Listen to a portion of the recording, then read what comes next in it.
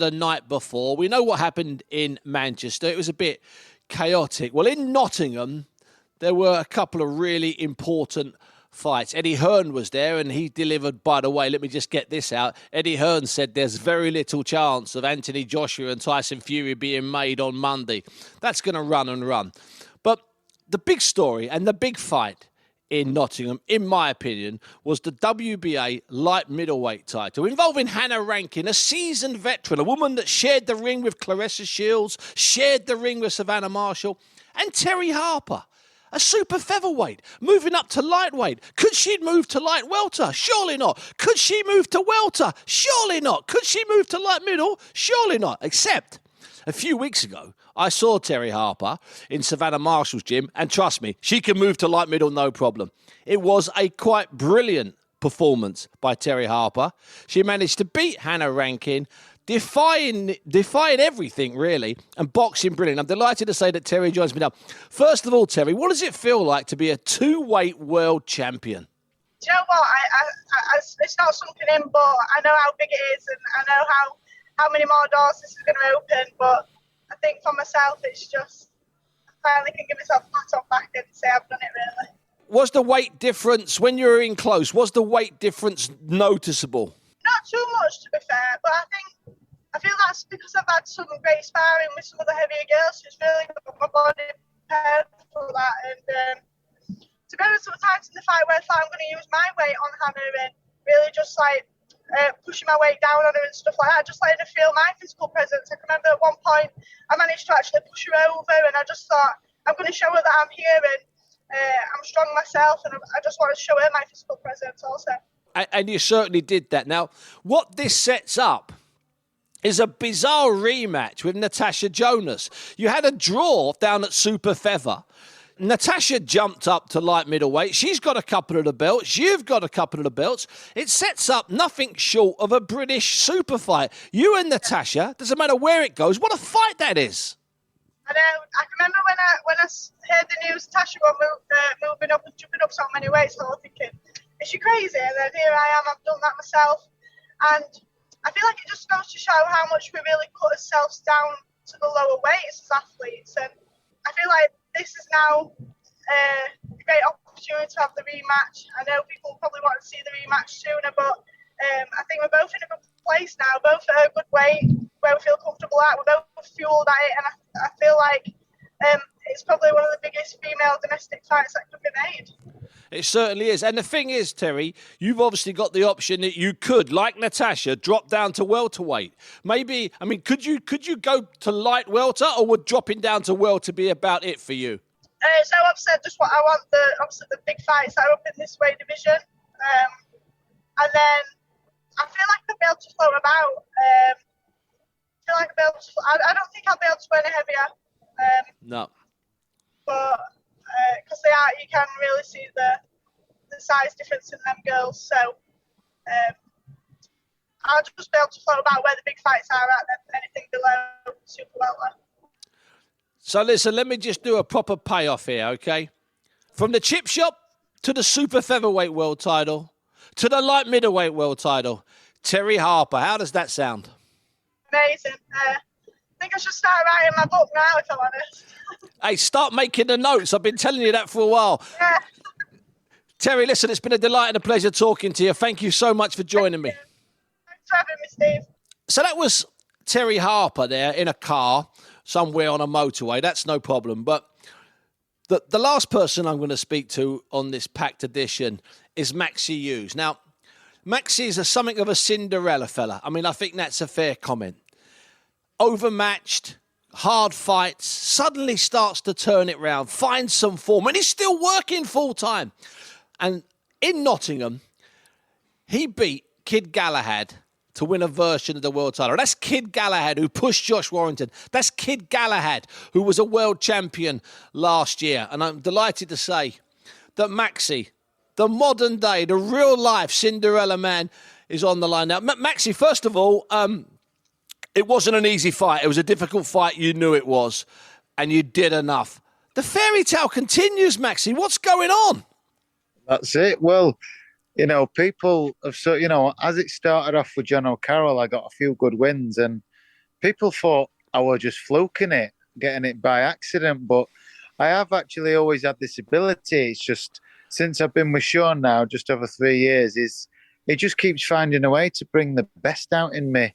And yeah, like, last night we stepped up, my hardest opponent on paper. Kid Galahad, he's won everything, British, Commonwealth, European, world titles. And he was the favourite last night. And, again, I found a way. Me and Sean, we found a way to win. So, yeah, like you say, Steve, the story continues. The Maxi Hughes train is still running strong. Maxi, are you actually a full-time boxer now? Because that sounds like a ridiculous question to ask a man that's won a version of the world title. But there was a point not that long ago when you were still working full-time. Yeah. It's only been this over past year that I've been able to down brushes and down tools and fully commit to boxing. And, it's paying off. Last night it was a close fight and a real tricky, cagey fight. As we know, Kid Galahad is a very tricky operator. But I'm just so glad that we found a way, and Sean guided me through it, and it worked. And I'm so grateful to him. So you're one of those guys that we don't get a lot of in modern boxing. You're a guy that I know against the best fighters in Britain, but you had lost 5 fights before this sequence of 7 wins. Now, I'm going to whisper it, but those guys with 5 fights are not meant to be on telly winning versions of world titles. That's not the way it works. You're meant to be unbeaten, untouched, and easily matched. What's going on? You've taken us back to the 1970s, Maxi. That's it. I like, I find it a real compliment when people have said you're like an old throwback who'll fight anyone, anywhere, anytime. You've done it the hard way. And one thing I do pride myself on is all the lads who I've lost to have all at some point in their careers been a British champion. Yeah. Obviously, the likes of Liam Walsh, who's probably up there with it's either between Kid Galahad or Liam Walsh, the best who I have fought. I think if Liam Walsh fought anyone other than Gervonta Davis, he would have been a world champion. But at all points in their careers, the guys who've beat me, there's only been 4 of them because I've lost twice to Martin J. Ward. Yep. Have all been high quality levels, and I've not been totally outclassed by these guys. And now's the time that I'm using my experience, what I gained from them losses in them good tough fights, to work for me. And I'm using my experience, as a seasoned campaigner now, and it's all paying off. Now, there's been a bit of talk in the build-up before this fight, in the last 6 or so months, matching you with different fighters around the world, the kind of guys that occupy those glorious places in America. Is that something you see happening, Maxi, or do you see maybe some other fights in and around lightweight in this country, or are there realistic plans to get you in what can only be termed massive fights in America? Yeah, I think in terms now, I had a little chat with Eddie last night, and the plan is to move forward with the big fights, the big money fights. I believe I've cleared up domestically. I was number 1 until Kid Galahad moved up to lightweight, and he took my bloody number 1 spot. He went to number 1 on BoxRec, but last night, we fought, and I put myself back on top. So, I've cleared up domestically now. So we'll be looking to the internationals and the Americans. Before this Kid Galahad fight got confirmed, it was pretty much signed and sealed that we were fighting Jorge Linares. It wasn't until like a last minute. The great Jorge Linares, okay? He might be seasoned, he might be a veteran, but he's still the great Jorge Linares. Let's get that right. He's a three-weight world champion, probably a future Hall of Famer, and someone who I am a fan of still. I've watched this guy, and it's almost a pinch me moment saying, I'm going to fight this guy who I've watched and studied and tried to learn from. But there's that old saying, that they keep trying hard until your idols become your rivals, and that would have been a true saying. So, it's fights like that, or the other fights that Eddie can deliver. He's promised me that them big fights are going to come next, and I believe I've earned it. I'm heading into my 13th year as a professional now, and I keep getting better and I keep proving people wrong. 13 years in the game. loads of setbacks against really good fighters. You turn it round. You're winning versions of world titles. You're being matched with brilliant fighters. You're being mentioned with some of the finest in the world. You're going to be leading friends and fans and family on planes to fights in America. It's beyond a fairy tale. It's a dream come true, Maxi.